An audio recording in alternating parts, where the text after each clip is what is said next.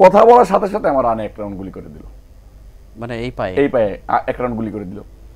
ঠিক আমি বললাম, আরে ভাই আপনি গুলি করতেছেন, বলার পরে আর 1 রাউন্ড গুলি করে দিল এই পায়ে।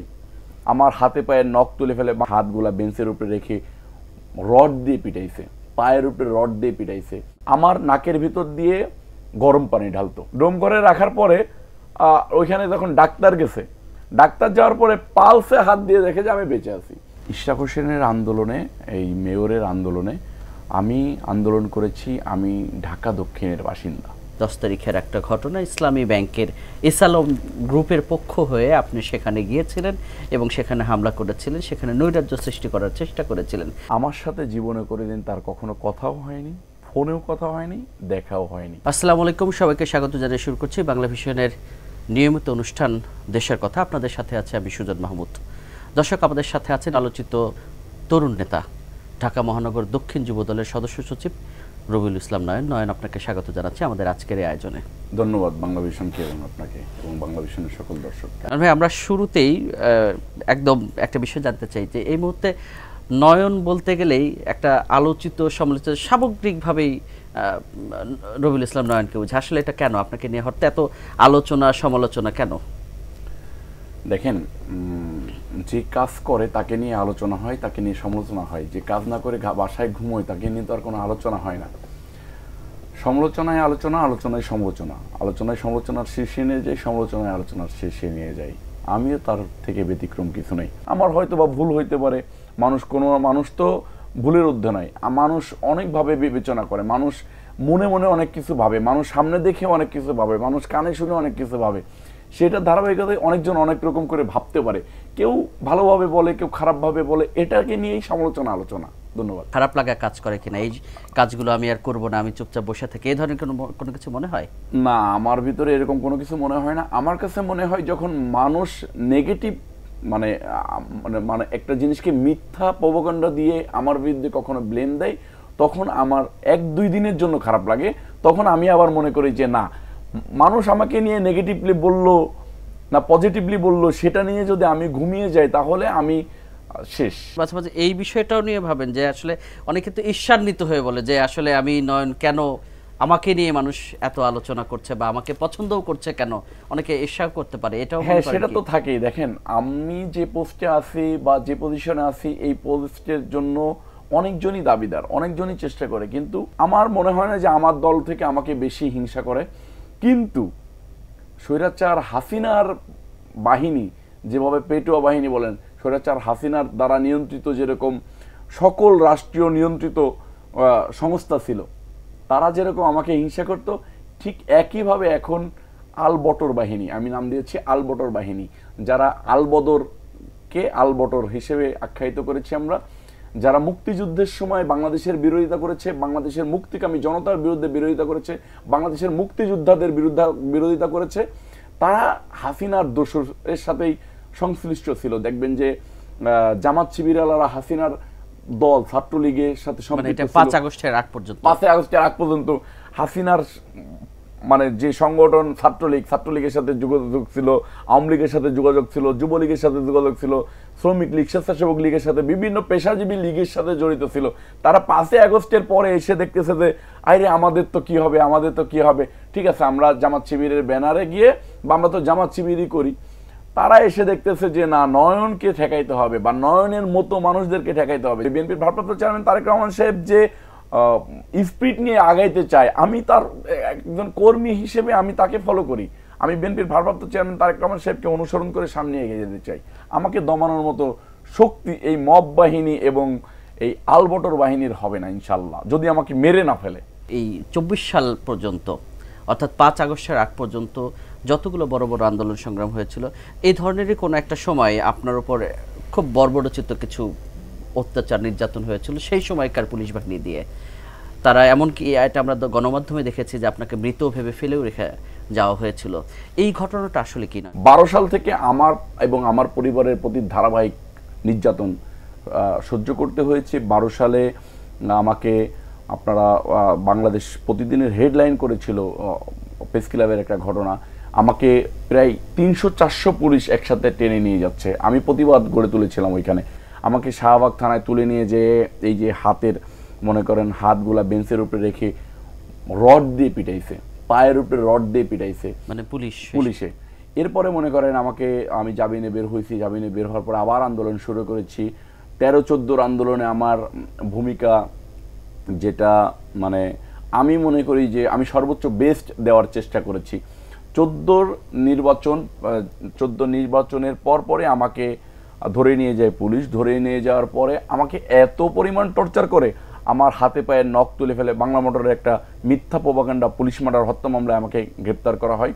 গ্রেপ্তার করে এত পরিমাণ নির্যাতন করে যেটা অকল্পনীয়। আমাদের নেতারা তখন, সিনিয়র নেতারা তখন গারদে ছিল, ডিবির গারদে ছিল। তারা আমাকে, আমাদের বড় ভাই মারা গেছেন শফিউল বাড়ি বাবু, আমার মনে আছে শফিউল বাড়ি বাবু মানে আমার তো নেতা, উনি আমার পা এরকম করে চেপে চেপে দিত যাতে আমি বেঁচে থাকতে পারি, আমার যাতে সেন্সটা কিছুটা কাজ করে। আমার নাকের ভিতর দিয়ে গরম পানি ঢালতো, মরিচ গুলায় গরম পানি ঢালতো। আপনি দেখবেন যে নাকের উপরে যদি মানে ভিজা গামছা দিয়ে পানি ঢালা হয় তাহলে ওই নিঃশ্বাসটা ভিতরে চলে যায়, মানে ওই পানিগুলো ভিতরে চলে যায়, আর ওই ভিজা গামছার কারণে নিঃশ্বাসটা উপরে আসতে পারে না। তখন একইভাবে নাকের উপরে মুখের উপরে গরম পানি ঢালতে থাকতো। আমার কাছে মনে হতো যে আমি তখনই মনে হয় মারা যাচ্ছি। মাথায় মনে করেন আপনার এই যে আমরা যেরকম হেডফোন লাগাই এরকম করে মাথায় একটা স্টিলের জিনিস লাগিয়ে কারেন্টের শর্ট দিত। আমার এইখান দিয়ে এখন পর্যন্ত দাগ আছে আর কি। আমাকে মনে করেন একটা বালতির ভিতরে পানি দিয়ে সেটার ভিতরে কারেন্টের লাইন দিয়ে দিত, দিয়ে বলতো প্রস্রাব করতে হবে।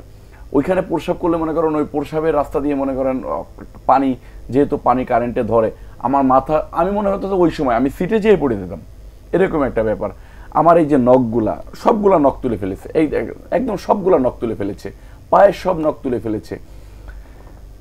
এইরকম নির্যাতনের বিবরণ দেওয়ার মতো না আসলে, বিভৎস মানে আমার প্রস্রাবের রাস্তায় ইট ঝুলায়ে আমার এক পায়ের উপরে, এক হাতে হ্যান্ডকাপ, এক হাত পায়ে হ্যান্ডকাপ লাগিয়ে এরকম পিছনে রাখতো, আর এক পায়ের উপরে এরকম গোড়ালিটা এরকম করে রেখে এই দিকে হ্যান্ডকাপ লাগাই দিত।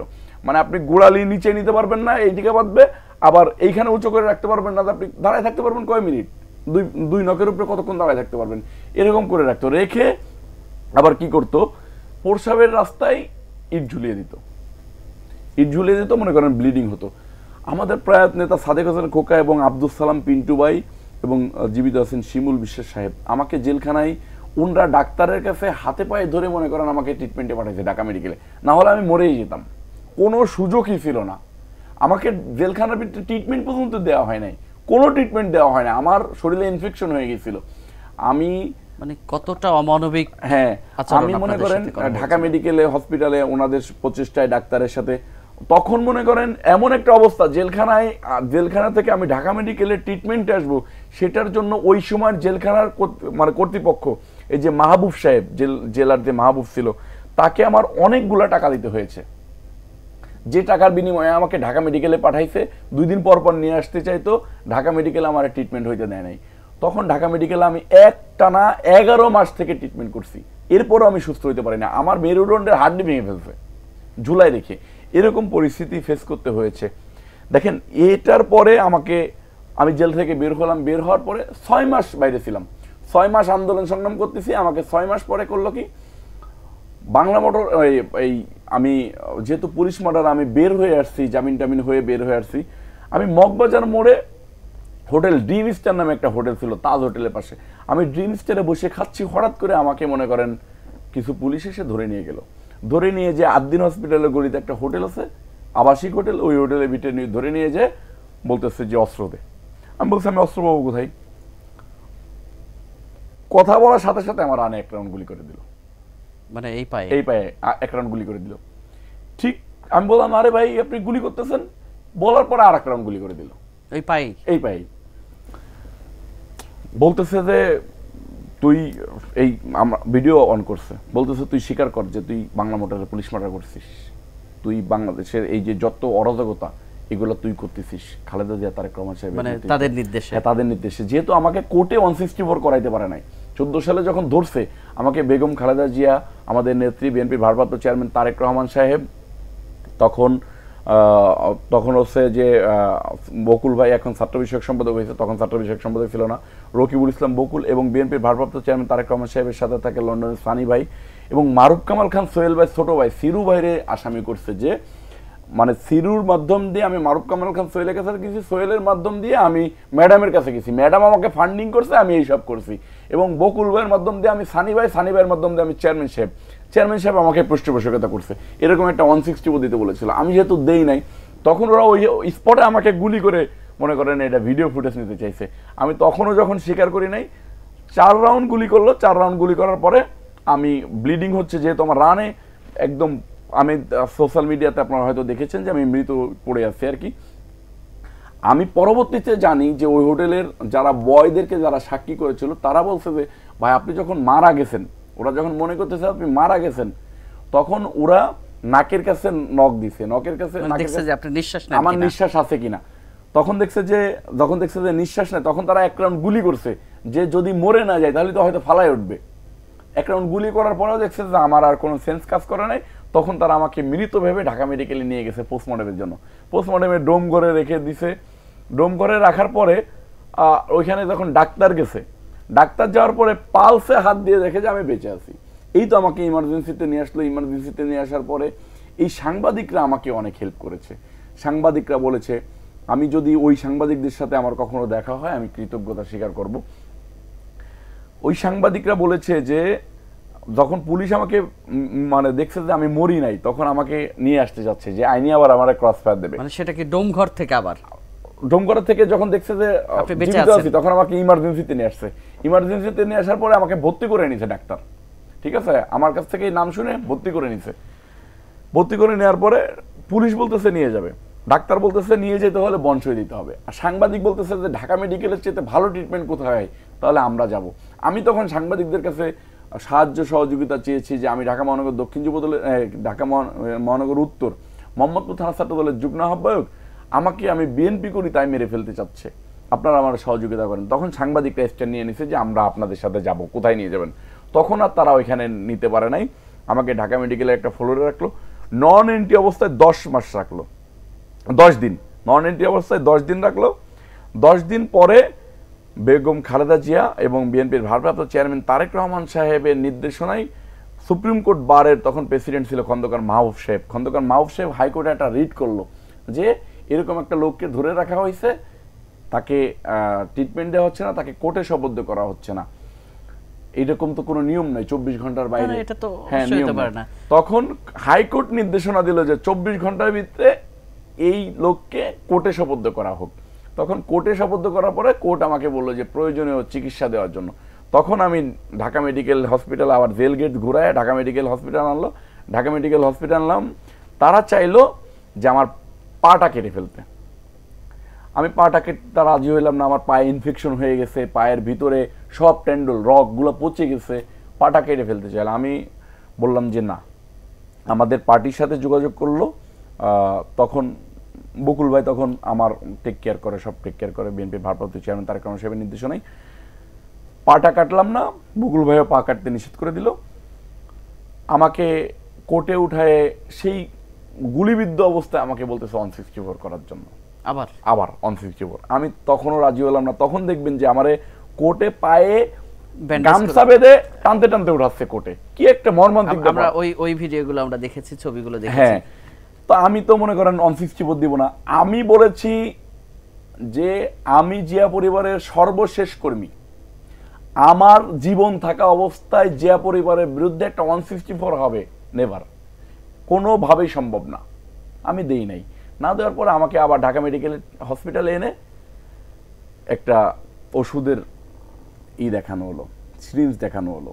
যদি ওইখানে আসলে এই সময় তো ভিডিও করার সুযোগ না, আমি যেহেতু পুলিশ বন্দি, আমাকে ওষুধের একটা ইনজেকশন দেখানো হলো যে এটা দিয়ে তোমাকে পুশ করে মেরে ফেলতে হবে, স্লো পয়জনিং দিয়ে। আমি বললাম যে ভাই গুলি করছেন, আমি 164 দেই নাই, নখ উপড়ে ফেলেছেন, এত কিছু করছেন, আমি 164 দেই নাই, আপনি আমার স্লো পয়জনিং দিয়ে মেরে ফেলতে চাচ্ছেন হসপিটালে, আমি 164 দেবো, এটা আপনি ভাবলেন কিভাবে? কোনোভাবেই সম্ভব না।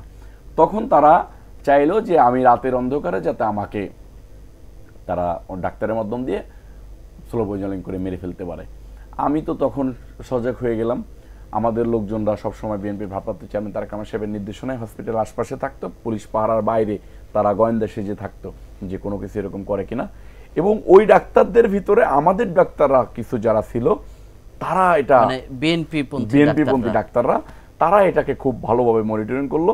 আমাকে বললো যে তুমি কোনো ওষুধ খাবা না, এবং যে ইঞ্জেকশন দিবে সেই ইঞ্জেকশনটা তুমি কিনে এনে দিবা, সেই ইঞ্জেকশনটা জেনে তোমার পুশ করা হয়, তাই ছাড়া তুমি কোনো ইঞ্জেকশন নিবা না, হলে তোমাকে মেরে ফেলবে। ভয়াবহ একটা বিষয় হয়ে গেল। দেখেন এটার পরে জুলাই আন্দোলনে আমি গুলিবিদ্ধ হয়েছি, এবং জুলাই আন্দোলনের 4 তারিখে আমি হাজার হাজার লোকের মিছিল নিয়ে শাহবাগ মোড়ে অবস্থান নিয়েছি, যেটা দেখে মানুষ পরবর্তীতে আবার আস্তে আস্তে আসার সুযোগ পেয়েছে।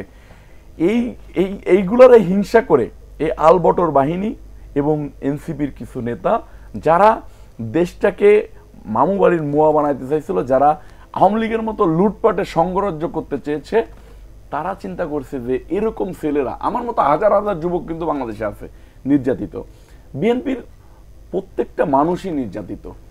যখন দেখছে যে এরকম তরুণ যুবকরা যদি এরকম ঘুরে দাঁড়ায়, হাসিনাকে প্রতিহত করে দিছে, স্বৈরাচার হাসিনাকে, ফখরুদ্দিন মঈনুদ্দিনকে প্রতিহত করে দিছে, গুলির সামনে দাঁড়িয়ে গিয়েছে, গুলিকে প্রতিহত করে সেনা, আমি এই যে কারফিউ দিল, মানে জুলাই আগস্টের যে কারফিউ দিল, এই কারফিউ ভেঙে বেলি রোডের সমরিত হসপিটালের সামনে থেকে আমি মিছিল করতে করতে করতে শান্তিনগর পর্যন্ত গিয়েছি। তখন মনে করেন সেনাবাহিনী পুলিশরা আমাদের সাথে দফায় দফায় সংঘর্ষ করছে, আমাকে প্রতিহত করতে পারে নাই, আমরা মিছিল করছি। তো যে মানুষটি হচ্ছে পুলিশের গুলির মুখ থেকে ফিরে আসতে পারে, তো ডোম ঘর থেকে ফিরে আসতে পারে, তাকে রুখে দেওয়ার সাধ্য বলা চলে কি আছে কারো? হ্যাঁ, আমি সেটাকে নিয়েই সামনে পথ চলা। তো এটা এখন আমাকে রুখে দেওয়ার জন্য চেষ্টা করে, এবং আমাকে নিয়ে এই কিছু আলবটর বাহিনী, বট বাহিনী, দেখবেন যে কালকে একটা জায়গায় দেখলাম যে শিবির সেই ছেলে নয় যার 20টা থেকে 50টা ফেক আইডি নাই, সেই ছেলে শিবির হতে পারে না, সেই ছেলে জামাত হইতে পারে না, সেই ছেলে রোকন হইতে পারে না, সেই ছেলে সাথী হইতে পারে না। তো এরকম দেখবেন যে আমার আইডির নিচেই যারা আমাকে নিয়ে সমালোচনা করে বা আমাকে নিয়ে বিভিন্ন জায়গায় সমালোচনা করে, তারা এই আলবটর বাহিনী। এই দীর্ঘ দিনের যাত্রা, স্বৈরাচার বিরোধী যে আন্দোলন, সেখানে জামাত, শিবির এবং বিএনপি একসাথেই তাদের বিরুদ্ধে লড়াই করেছেন, আওয়ামী লীগের বিরুদ্ধে লড়াই করেছেন। এখন জামাত, শিবির, আপনাদের মতো মানুষ যারা আছে, অথবা বিএনপি রাজনীতির সাথে যারা আছে, প্রত্যেকটা মানুষের সাথেই তাদের মধ্যে যে একটা দূরত্ব, এই দূরত্বটাকে আপনি কিভাবে দেখেন? আসলে কেন এই দূরত্বটা? দেখেন, জামাত শিবিরের নাম হচ্ছে সুবিধাবাদ জিন্দাবাদ। জামাত শিবিরালারা একসময় আওয়ামী লীগের সাথে জোট করেছে। জামাত শিবিরালারা 14-র পরে আপনি দেখেছেন যে 14-র আন্দোলনের পরে জামাত শিবিরালারা কোথাও বিএনপির সাথে মুভ করেছে? জামাত শিবিরালারা কোথাও মনে করেন একটা সমাবেশ করেছে এককভাবে? করে নাই। জামাত শিবিরালারা ছাত্রলীগের ভিতরে লোক ঢোকাই দিয়েছে, পেশাজীবীদের ভিতরে লোক ঢোকাই দিয়েছে। ওদের চিন্তাধারা হচ্ছে যে ক্ষমতা, ওদের চিন্তাধারা হচ্ছে যে টাকা উপার্জন করা, ওদের চিন্তাধারা হচ্ছে যে বাংলাদেশটাকে পাকিস্তানের পক্ষে নিয়ে যাওয়া, পাকিস্তানি করে ফেলে দেওয়া, এটা ওদের চিন্তাধারা।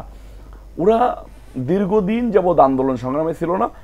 আন্দোলন সংগ্রামে না থাকার কারণে ওরা এখন অতি উৎসাহী হয়ে চিন্তা করতেছে যে আমরা তো আন্দোলনে ছিলাম না, আমরা তো স্বৈরাচারের দোষও ছিলাম, আমরা যদি হাউকাও না করি তাহলে হয়তো বা বাংলাদেশের জনগণ আমাদেরকে গণপিটুনি দিতে পারে। সেটার জন্য হাউকাও করে সামনে থাকতে চাই, আলোচনায় থাকতে চাই, যে জামাত শিবির একটা দল, সেটা নিয়ে একটা আলোচনায় থাকতে চাই আর কি, লুটপাটের সংঘরাজ্য করতে চাই। এই প্রসঙ্গে একটা বিষয় আপনার সম্পর্কে বলতে চাই। তার মানে আপনি কি বলতে চাচ্ছেন যে সবগুলোই সমালোচনা অথবা ঈর্ষান্বিত হয়ে বলা, নাকি না এই ধরনের কিছু ঘটনাও আমরা দেখেছি গণমাধ্যমে এসেছে আপনাকে নিয়ে? যেমন 5 তারিখের পরপরই 10 তারিখের একটা ঘটনা, ইসলামী ব্যাংকের এসালম গ্রুপের পক্ষ হয়ে আপনি সেখানে গিয়েছিলেন এবং সেখানে হামলা করেছিলেন, সেখানে নৈরাজ্য সৃষ্টি করার চেষ্টা করেছিলেন। আসলে এই বিষয়ে আপনার বক্তব্য, একটা ক্লিয়ার বক্তব্য। দেখেন, টু বি অনেস্ট, এটাই সত্য যে এসালমের নাম আমি শুনেছি, আমার সাথে জীবনে কোনোদিন তার কখনো কথাও হয়নি, ফোনেও কথা হয়নি, দেখাও হয়নি। আমি এসালম টালম সম্বন্ধে বুঝি না। আমি এসালম সম্বন্ধে জানি যে তিনি স্বৈরাচারের দোসর। আমার কাছে আওয়ামী লীগ যা, এসালম তাই। নৈরাজ্যের বিরুদ্ধে আমরা যখন মিছিল করি, আমরা যখন সারা বাংলাদেশে নৈরাজ্য হচ্ছে, দেখেন 5 দিন যাবৎ কিন্তু বাংলাদেশে কোনো পুলিশ ছিল না, কোনো সরকারও ছিল না। 5 দিন 7 দিন যাবৎ বাংলাদেশে কোনো পুলিশ এখনো মোরাল শক্ত করে দাঁড়াইতে পারে নাই। দেখেন আমার এলাকাতেও অনেক আওয়ামী লীগ ঘুরে বেড়াচ্ছে, পুলিশ কিন্তু ধরতেছে না। পুলিশরাই তাদেরকে হয় প্যাট্রোনাইজ করতেছে, না হলে পুলিশের সক্ষমতা কম। আমি আজকেও আমাদের ইউনিয়নে খবর পেয়েছি, আমার নিজের ইউনিয়নে, যে আওয়ামী লীগ আলারা বিএনপি আলাদের বাড়িঘর ভাঙচুর করেছে। আমি পুলিশকে নিজে ফোন করেছি যে আওয়ামী লীগ আলারা বিএনপি আলাদের বাড়িঘর ভাঙতেছে, আপনারা কি করতেছেন? পুলিশ কিন্তু এখনো তাদের ওইখানে যায় নাই, মানে নির্বিকার অবস্থায়। ঠিক 5 তারিখের পর তো পুলিশ ডিউটিতেই ছিল না। তখন বিএনপির ভারপ্রাপ্ত চেয়ারম্যান তারেক রহমান সাহেবের নির্দেশনায় সারা বাংলাদেশে আমরা মন্দির পাহারা দিয়েছি, আমরা হিন্দু সম্প্রদায়ের বাড়িঘর পাহারা দিয়েছি। আমি নিজে পল্টন থানা, শাহবাগ থানা এবং রমনা থানা পাহারা দেওয়ার দায়িত্বে ছিলাম। আমি স্পটে থেকে পাহারা দিয়েছি এবং পুলিশের সাথে দেখা করে করে তাদেরকে খাবার কিনে দিয়েছি, পানি কিনে দিয়েছি। তাদেরকে বলেছি যে আপনারা যদি কোনো প্রবলেমে পড়েন আমাদের নাম্বারে যোগাযোগ করবেন, আমরা আপনাদের পাশে এসে দাঁড়াবো। আমরা পুলিশের মোরাল শক্ত করার জন্য, যাতে দেশে শৃঙ্খলা আসে, সেটার জন্য আমরা পুলিশকে সহযোগিতা করেছি। একইভাবে আমি মতিঝিলে একটা মিছিল করেছি, ঢাকা শহরে আরও অনেক জায়গায় করেছি, মতিঝিলে একটা মিছিল করেছি। আপনি ভিডিও দেখবেন, আমি ভিডিওটা ফেসবুকে ছেড়েছি এবং অনেকেই ছেড়েছে। আমি মতিঝিলে সিটি সেন্টারের সামনে থেকে মিছিলটা শুরু করেছি। বক চত্বরের সামনে যখন আমি, সেটা কিসের মিছিল ছিল? এটা নৈরাজ্যের বিরুদ্ধে মিছিল। হ্যাঁ, আপনি মিছিলটা দেখলে বুঝতে পারবেন যে মিছিলের স্লোগান হচ্ছে যে হই হই রই রই, সন্ত্রাসীরা গেলি কই, দখলদাররা হুঁশিয়ার সাবধান, চাঁদাবাজরা হুঁশিয়ার সাবধান। এটা আমরা বলতেছি যে আমাদের অবস্থান জানান দিচ্ছে যে দখলদারিত্ব করতে গেলে এবং চাঁদাবাজি করতে গেলে আমরা সেইখানে তোমাদেরকে রুখে দেবো, প্রতিহত করব। আমরা যখন বক চত্বরের সামনে গিয়েছি, হঠাৎ করে আমার কাছে আমাদের মিছিলের উপরে ইট পাটকেল শুরু হলো। ইট পাটকেল মানে কি, আপনার রেল লাইনের উপরে দিয়ে যে পাথর থাকে, ওই পাথর নিক্ষেপ হলো এবং কাচের বোতল নিক্ষেপ হলো। এটা কোন দিক থেকে আসছিল? এটা সামহাও মনে করেন বক চত্বরের সামনে, তো হাতের বাম পাশের থেকে, সিটি সেন্টার বা ওই না, সিটি সেন্টার থেকে মিছিলটা সামনে বক চত্বরের দিকে গেলাম। বক চত্বরে যাওয়ার পরে হাতের বাম পাশ থেকে, আমি ওইটুক এলাকাটা আসলে ঠিকমতো চিনি না, কুরবানি বা ওই জোনটা, আমি বক চত্বরটা চিনি। আমি কিন্তু ইসলামিক ব্যাংকের বিল্ডিংও এখনো চিনি না, বি অনেস্ট, এখনো চিনি না। তো আমি যাওয়ার পরে আমাদেরকে পরে মিছিল অ্যাটাক করলো। অ্যাটাক করার পরে আমার কাছে মনে হলো গুলিও করতেছে। পরবর্তীতে শুনলাম যে হ্যাঁ, গুলিও হয়েছে। সেটা আমার উপরে চাপিয়ে দেওয়া হলো। 10 মাসে আমি বারবার চ্যালেঞ্জ করে বলছি যে ইসলামিক ব্যাংকের সামনে আমার একটা ফুটেজ বা আমাদের মিছিলের ফুটেজ বা আমাদের কোনো নেতাকর্মীর ফুটেজ যদি থেকে থাকে, যদি দেখাইতে পারে, তাহলে যে কোনো শাস্তি আমি মাথা পেতে নেব। পারে নাই। কিন্তু পিছনের দিকে যেতে চাই, যে আপনাকে নিয়ে বলছি যে আলোচনা হচ্ছে, ঠিক একইভাবে সমালোচনা হচ্ছে। পাশাপাশি একটা বিষয় সবাইকেই খুব দাগ কেটেছে, আসিয়ার বিষয়। ওই সময় আমরা যখন সোশ্যাল মিডিয়াতে দেখছিলাম, আপনার ফেসবুক থেকে কিন্তু কিছুক্ষণ পরপরই আপডেট আমরা পাচ্ছিলাম। আপনি এই আসিয়ার ঘটনার সাথে আপনি কিভাবে জড়িত হলেন, এবং সেখানে আপনি তো সর্বশেষ, একদম শেষ পর্যন্ত ছিলেন, এখনো বোধহয় তাদের খোঁজ খবর রাখছেন। যখন আসিয়ার ধর্ষণের কথা শুনলাম, 6 বছরের একটা শিশু মেয়ে ধর্ষিত হয়েছে, আমি তারাবির নামাজ পড়ে রাত 11:30 বাজে একটা মিছিল বের করলাম ধর্ষণের বিরুদ্ধে। এবং মিছিল করতে করতে আমি প্রেস ক্লাবের উল্টা পাশে একটা জায়গায় নামাজ পড়তেছিলাম। নামাজ শেষ করে আমি ওইখান থেকে মিছিল নিয়ে ঢাকা মেডিকেলে আসি। ঢাকা মেডিকেলে তার চিকিৎসার দায়িত্ব নিই বিএনপির ভারপ্রাপ্ত চেয়ারম্যান তারেক রহমান সাহেবের নির্দেশে, এবং শেষ পর্যন্ত ছিলাম, এখন পর্যন্ত আছি। আসিয়ার পরিবার এবং আসিয়ার বাবাও তো মেন্টালি সমস্যা হয়ে গেছে, তার ট্রিটমেন্টও বিএনপির ভারপ্রাপ্ত চেয়ারম্যান জনাব তারেক রহমান সাহেব করেছেন। আসিয়ার ব্যাপারটা সামনে এসেছে, তাই শুধু তাই না, আমি কিন্তু ধর্ষণের বিরুদ্ধে এখনো কাজ করে যাচ্ছি। একদম শেষ দিকে এসেছি, আমি ছোট করে দুইটা প্রশ্ন করব।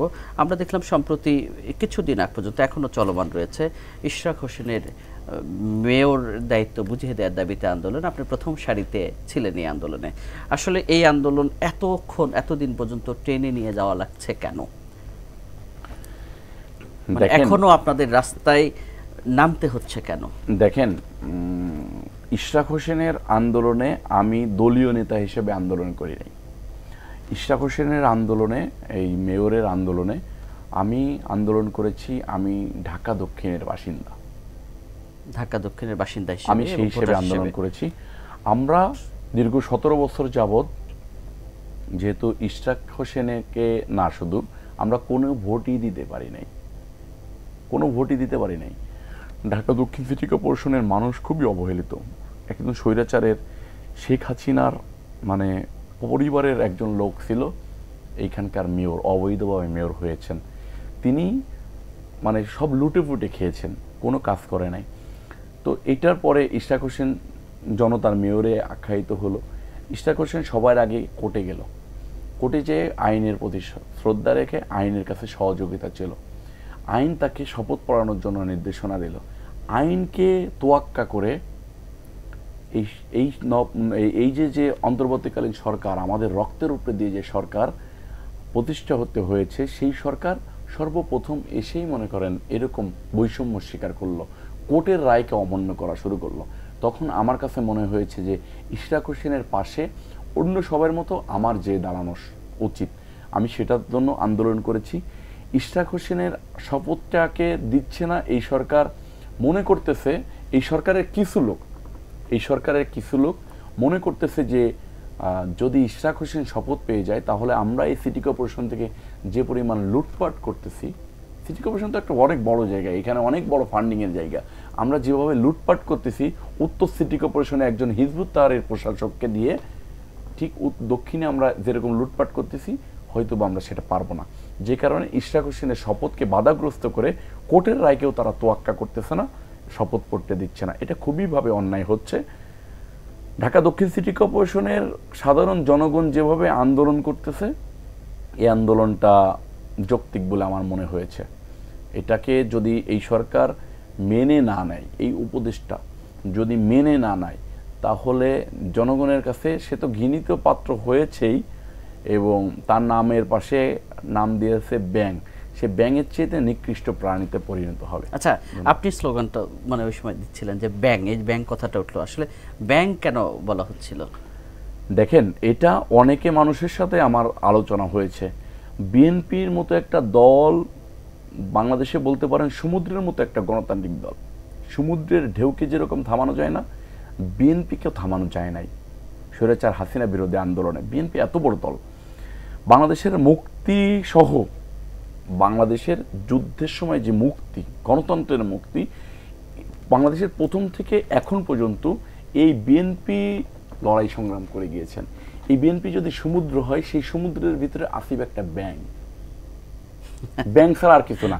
এই সমুদ্রের ভিতরে গেলে মানে ছোট্ট একটা ব্যাঙ ছাড়া আর কিছু না। যখন সবাই এরকম একটা মতামত দিয়েছে যে আসিফ ব্যাঙ, তখন আমার কাছে মনে হয়েছে যে ঠিকই তো, আসিফ একটা ব্যাঙের নাম। তখনই এই স্লোগানটা আমার হৃদয়ের ভিতর থেকে চলে এসেছে, আসিফ একটা ব্যাঙের নাম।